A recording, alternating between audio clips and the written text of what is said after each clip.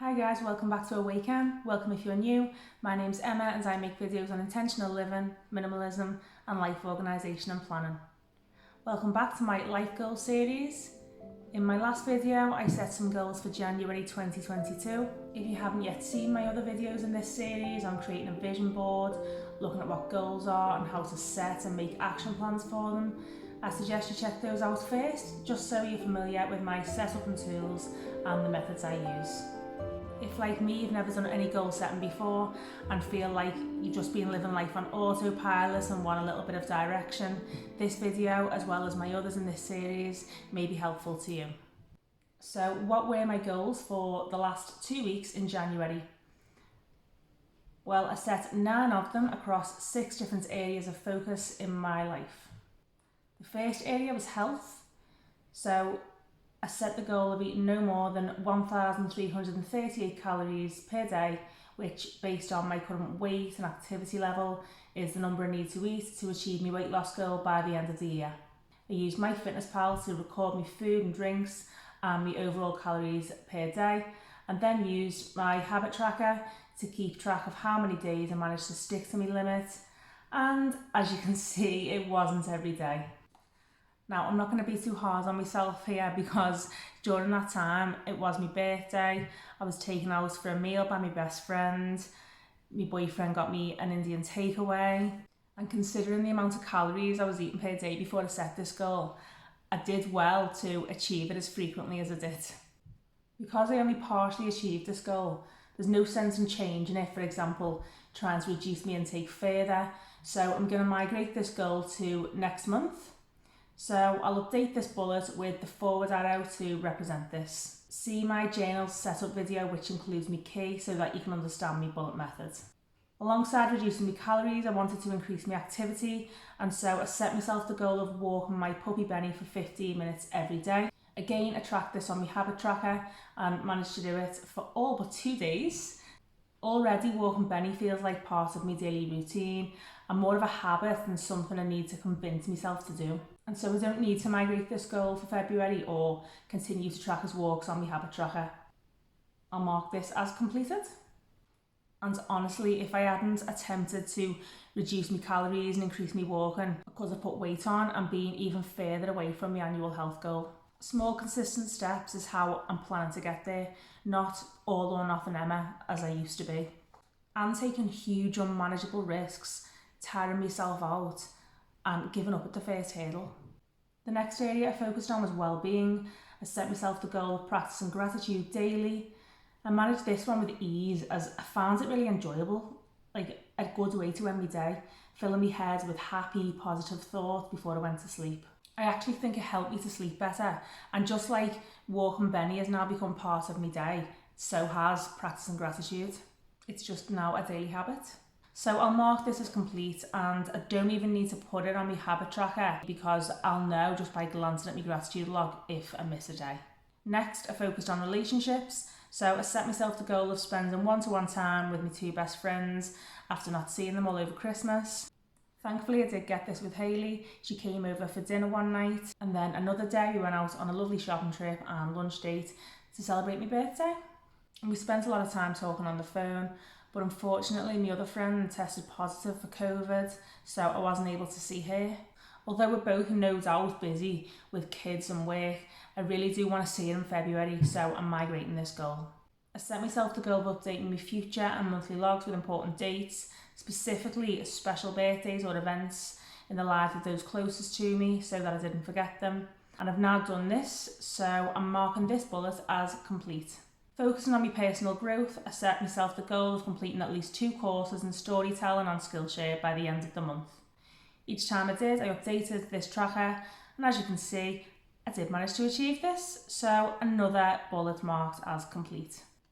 With my social goal of having a community of 1,000 subscribers on YouTube by the end of this year in mind, I set myself the goal of publishing 3 videos a week for the last 2 weeks of January. My stat sheet shows how many I post in a month, but I do know, thanks to my weekly logs in my journal and YouTube itself, of course, that I did manage to achieve this. So, completed. I wanted to use a content calendar from February and to have decided on days for researching, writing, filming, editing and uploading videos to YouTube. Because I felt like I needed to get into more of a routine, I was just using every spare minute on it, which is fine because I was and still am really enjoying it, but I just wanted a more consistent approach. I haven't managed to sit down to do this because I don't think it's as simple as a first thought. I need a plan that fits into my lifestyle, but then I also need to think about when my subscribers or people out there who are interested in watching me will want to see those videos posted. Do you know what? It would be great if you guys could help me with this one actually. So just let me know in the comments whether you'd prefer to see my videos uploaded daytime, nighttime, weekend, weekday, and equally if it makes no difference at all. I'm migrating this goal. I'm using cash envelope stuffing as a method to manage my finances better, and it's been going really well for 2 months now, as you'll know if you've seen my videos on this. To boost the emergency fund that I'm working on, I set myself the goal in January of stuffing an extra £200 in here by selling unwanted items that have been piling up in my shed through decluttering my house. Now, when I say piled, I mean piled high and to the door. I really didn't think this one through because January, especially in the UK, is not the time to be emptying your shed out all over your garden. Not with the rain and temperatures we have.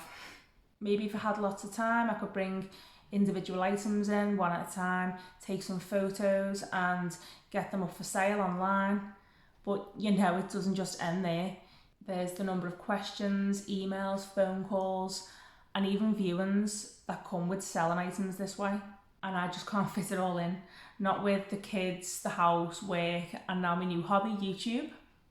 What I need really is a dry day, probably sometime in the spring, to just drag everything out of the shed, search through it all and decide what needs to be sold online and what can just go to a car boot sale. And also for the car boot sales to start up again, which I think isn't until about March. I prefer selling items this way because although you do tend to get less money per item that you sell, it's all done within one transaction. People view, take away and pay for the items there and then. So I'm going to migrate this goal, but not to February, to March. And I'll update my future log with a note to clear shed so I remember to set this goal that month. So here's my monthly reflection page or check-in, and this is where I review and reflect on the past month's accomplishments, summarise how I did with my goals and where I'm at with them. This is when you can take time to switch off autopilot and awaken to what's going on just for a moment to decide how you want to move forward.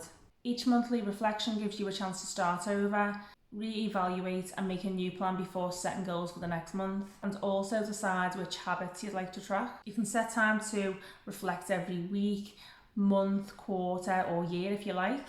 I do reflect weekly using this template. Here's an example of a completed one which you can pause on if you'd like to read, but today we're just talking about a monthly reflection.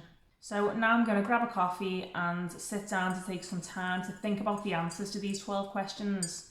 Some won't take long at all because I've just already reviewed my last month's goals, and I can use my journal logs and weekly reflections and pictures to help me.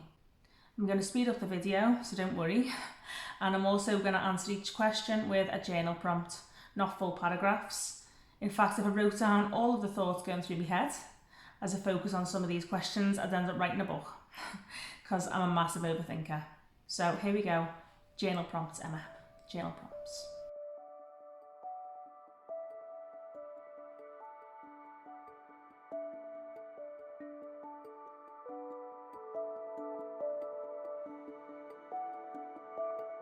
What went well this month? My budgeting and money management. What did I accomplish? I saved £410 between sinking funds and savings. And how does it make me feel? It's made me feel more confident and secure. What didn't go so well? My diet. And how can I improve for next month? Reduce my calorie intake and increase exercise. What lessons did I learn this month? Small steps really work. Reducing calories and the 15-minute walks have shown this. How did I grow as a person? Well, I can focus on positives instead of allowing negatives to cloud. What challenges did I face this month and how did I deal with them? Well, I've had a lot going on, but I've used my journal to help me be organised and productive. What am I spending too little or too much time on? I'm spending too little time on reading and too much time on video editing. What didn't go as planned and how can I improve on it? My calorie intake, and I can improve by removing snacks or temptations from under my nose. Did you reach your goals this month? Well, of the 9, I reached 5, partially reached 2, and 2 of them weren't reached at all. Why or why not? Because I underestimated the time and work involved. What habits did I focus on this month and how did it do? Well, of the 4 I was tracking, I didn't do as well as I'd hoped I would on one, which was eating less than my calorie limit each day. And then on the other 3 habits, I did quite well. Which habit should I continue working on next month and why? Well, I think I should continue to walk, practice gratitude and journal, but I don't need to track these because these are now established habits, just part of my daily routine. I do need to continue to work on my calorie intake because it feeds into my health goal. Are there any bad habits I want to work on next month? Yes. Leaving folded laundry out because I can't be bothered to put it away. I keep letting it pile up. And what new habits do I want to try and implement next month and why? I want to try and put my laundry away each night. It'll stop me and the kids from stressing and looking for items last minute. Overall, am I satisfied with how the month went? Yes. And why? Well, I achieved or partly achieved most of my goals. I could probably make a video dedicated to reflection, but hopefully this just gives you the general idea of what I'm doing here. I'll also put the list of questions in this video's description for you, just in case you'd like to use some of them yourself. With January's reflections on, I can now update February's goal list with those goals I decided to migrate, and considering realistically what's involved in achieving these, as well as the answers to January's reflection questions, think about what new goals to set. Okay, so I don't necessarily need to set a goal in each of the areas of focus in my life each month. I felt it was just a good way to start the year.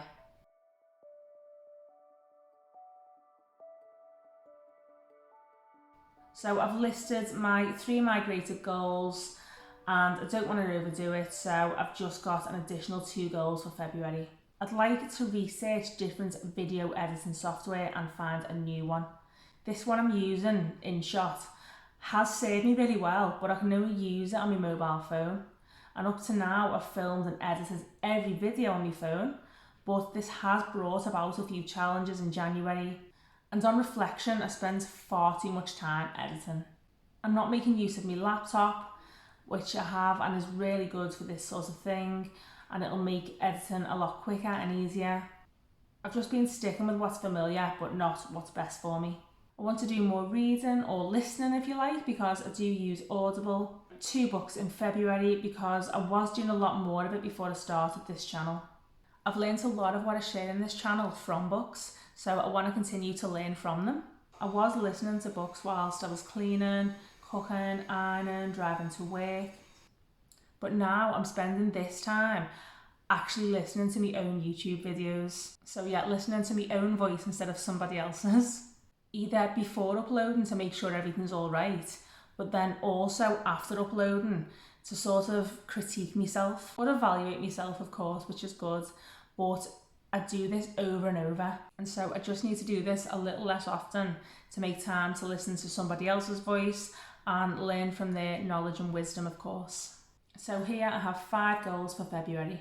Of the 4 habits I was tracking in January, I'm going to continue to track one of them, which was my calorie intake. And in addition, I'm going to track the habit of putting my washed and dried laundry away each night before I go to bed. I used to do this, but recently I just haven't had the time or haven't been bothered. And this is quite an issue for me as a minimalist because I don't have lots of spare clothing and underwear. And so I need to make sure that what I do have is kept on top of. I've been getting stressed trawling through piles of washing when I'm getting ready in the morning to find specific things. So I need to reintegrate this old habit of putting clothing away as soon as it's dry and folded. So here I have just 2 habits to track for February. To me, reflection helps set the tone for the upcoming month, but it also gives positive reinforcement to all that you've accomplished. A lot of us, myself included, tend to focus on the negative scenarios, the what ifs, the judgments and the minor setbacks, instead of looking at the bigger picture. Don't focus on the negatives. Instead, put your attention towards the progress and the milestones that you've hit. You may not have made it 100% towards the goal, but accomplishing 65% of it is an effort that will lead you to the end goal. And that shouldn't go unnoticed. I'm realising this quickly, and you will too. I've said it before, but the small steps and consistent good habits have been proven time and time again by many successful people to work towards achieving goals. Here's to making our goals a reality and to integrating good habits into our daily routines this month. I hope you've enjoyed this video and found it helpful. Let me know by giving me a like or by sharing your thoughts in the comments. Hit the bell and the subscribe button for more content like this and on planning and intentional living. Thanks for watching, guys. Bye for now.